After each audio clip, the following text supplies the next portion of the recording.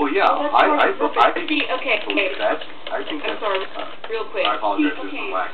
I agree with you. Yada says keeps you from lusting. It's a safety thing. See, like, not everyone has as much personal control, especially in their teenage years. You know, boys and girls. You don't want to be having sex and being aroused all the time.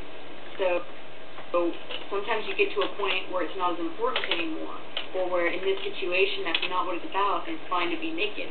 But in society all the time, you can't expect everyone to have the same standards and intentions as you, and it's because it has been in place so long.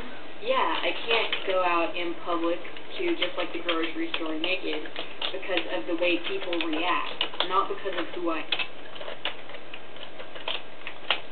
I'm done. Go ahead. Oh, sorry. Look here. Here's my thing on this. And I've been on a roll today, man. I've just been on a roll. I've been making 3 videos on YouTube, and Sam, y'all gonna have to look at those things. And Amara, you're gonna have to look at them. Okay. Well, here's what I get from the Bible, and I could be wrong, but guys, tell me in my heart, this is it. Okay, I'm going, guys. That's good. Anyway, here's what the thing is. Whenever Adam and Eve did what they did wrong, and God called them on it, it was like this. Their immortality was taken away from them. And if you guys, you know how Superman has this immortality kind of deal going on, well, nigh invulnerable kind of deal. He goes to the Antarctic. Cold don't bother him. He's fine. But you put red kryptonite in front of him, or green kryptonite, or whatever, it takes his power away, and he's cold. You know, it takes something to do with the soul capacity of his bodies are stripped and everything, so he cannot process the power of the Son. Okay, same thing with Adam and Eve. They couldn't process the power of the Father whenever their immortality was taken away from them because of their sin. God said, don't do it. You did it anyway. It's not so much it was knowledge and wisdom. Don't do it. They did it anyway. God spanked them by taking the power of immortality away from them. They did it. So God takes it away. So they start experiencing the climate. And they probably had some kind of like, ooh, you know, ooh, Adam, you're a hunk, you know, kind of deal. Okay, so the power is taken away from God. What does God do? He clothes them. He makes animal skins for them. And it's not so much a sexual kind of thing as it is the power of being immortal. The body was stripped of that. It's kind of like when Jesus died and he came back, he was immortal. Our immortality came back to Christ on the cross. And maybe I'm not explaining the way I was thinking about it because my son keeps blah, blah, blah, blah. But that's a little bit what I'm thinking here. And that's what God's telling me in my heart. And I think I'm getting on it.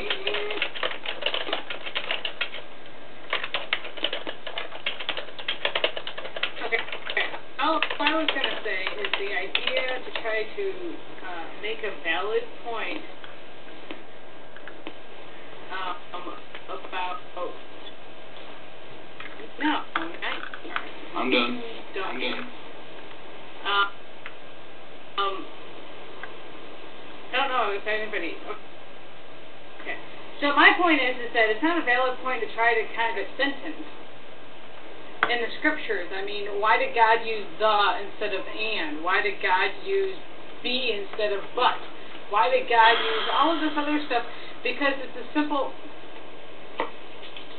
No, Faber, I'm not going to let you get away with semantics dismissal here. This is pretty significant. And as Soldier laid out for chat here, Adam and Eve were married. No lust involved. So we got to come up with a better argument than because they were aware of lust.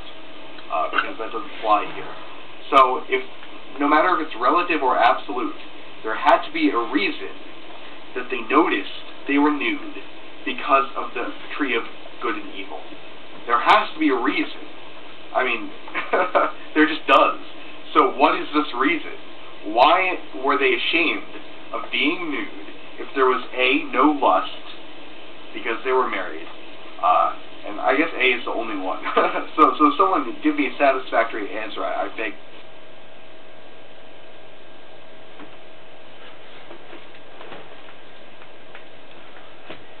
I just have another.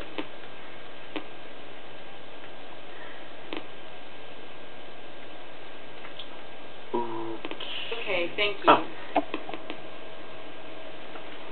Thank you, February. My question is in marriage between a man and a woman, when they're already in love and sealed under God's blessing and everything, is it still wrong to have lustful feelings for each other if there is also love and they're married? Their nakedness is his point. Just to interject real quick, I still have those feelings for my wife, and she's totally separated from me. I have lustful feelings over my wife, and I just wanted to say that. You're smiling. Okay.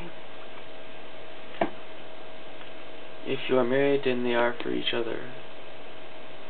So lust is okay if you're married, as in not as According to Christianity, others what I meaning your understand, spouse. and from what Messianic Soldier has just laid out and confirmed for me a few minutes ago here, lust when you are married is not lust at all.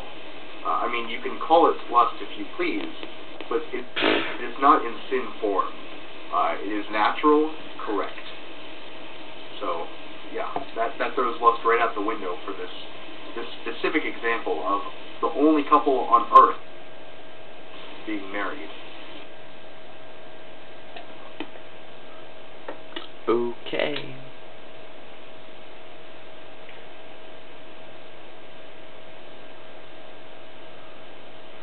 Why isn't it natural in the first place? I mean, James, Is what crack I'm good getting moderation? from the question is the fact that you're asking, why did the Bible say this? Or why did God say this in the Scriptures? And, I mean, as much as you want to brush off semantics, complete circular argument is going to be applied here. So I'm not really sure what the point of it.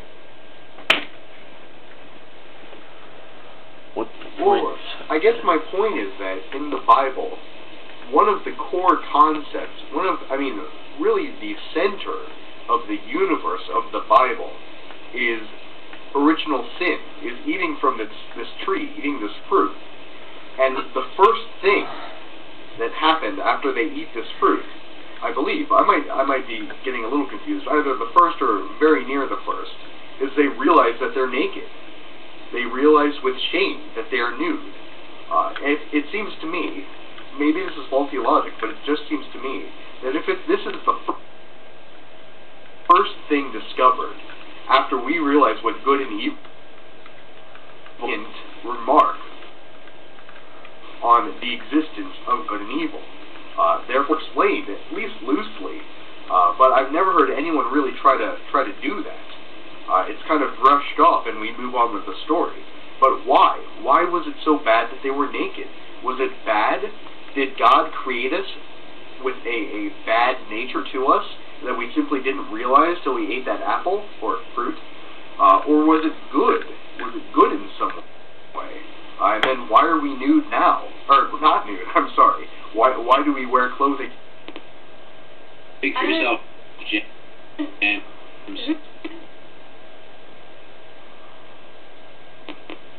What in the world?